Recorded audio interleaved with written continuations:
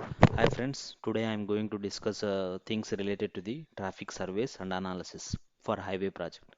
Actually, here I am going to deal entirely industrial point of view, means how we are going to conduct surveys and how we are going to analysis. Okay, um, so this is the motto. So what I thought that I'll make a series of videos on this topic. Okay, so this is the contents. So now general means what is the mode of traffic surveys and then analysis, and then after that approach and methodology, what type of approach you have to carry out to the surveys, and then analysis part also. And after that these three surveys are very important for the highway project, whether it is a detailed design project or a DPR project.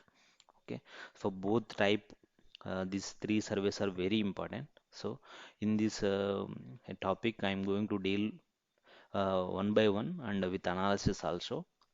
So around 4 to 5 videos will come on this special topic. So after that traffic demand forecast, and then toll plaza laning requirements, how many number of lanes are required, so that also you can find out with the traffic surveys. So now next, general. So this is the general about the traffic surveys and analysis. Forecasting are directly related to the several important aspects of project road planning and design. Several important aspects of the project road. Okay.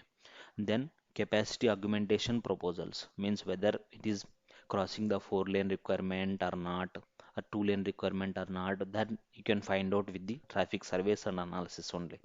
And so most of the geometric design features are will be governed by the what, traffic surveys and analysis, traffic indirectly.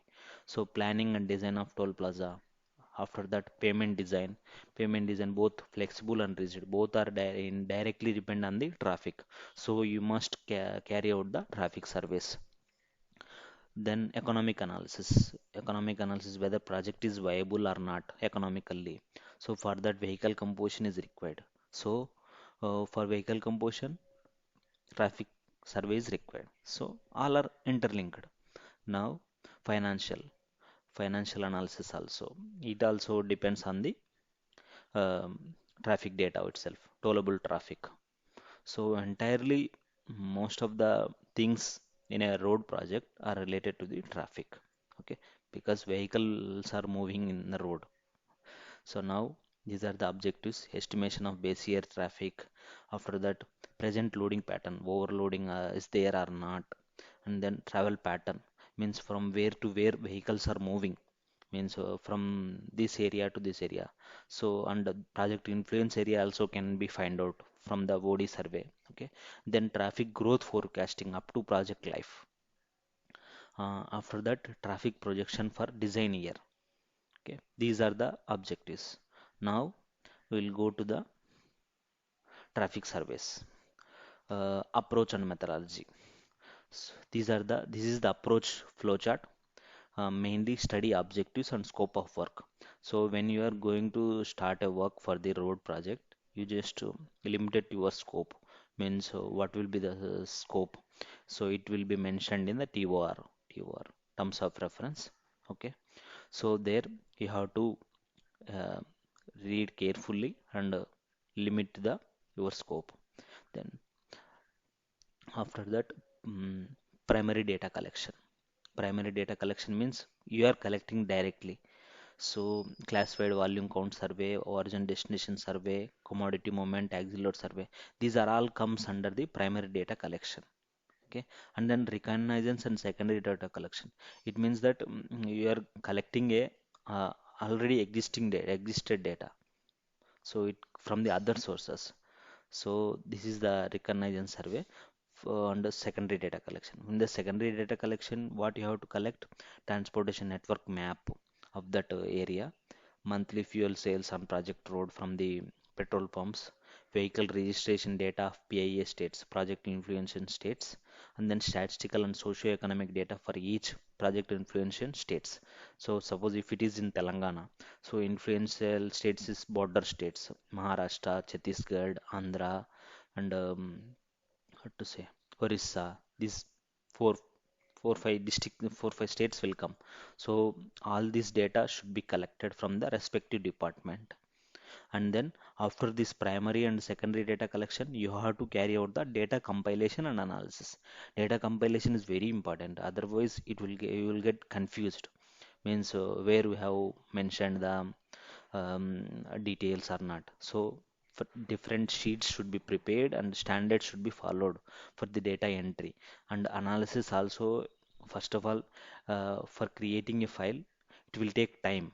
So better use formulas and write down the help. Means whether it should be understandable for everyone. Means for a new engineer also you can understand easily without explaining, without your explanation. So that type of sheets you should prepare. Okay. Then base year traffic estimation, traffic volume and loading patterns, overloading or not. That pattern you can estimate, and then traffic demand forecast. After that, MSA estimation, median standard axles. This will be very useful for the payment design. Okay. So this is the approach and methodology. Okay. Now we'll go to the homogeneous section, traffic homogeneous section. So this is very important thing in a deciding the traffic survey, where we have to provide, where we have to collect the data or not. So suppose if it is a around 50 kilometers road, so it crosses two districts. So based on the district boundaries, you can decide or some local traffic movement. When the recognition survey itself, you can find out in this portion traffic is less. From this 2 kilometer to this traffic is high. So you can decide the traffic homogeneous section based on the various criteria are there.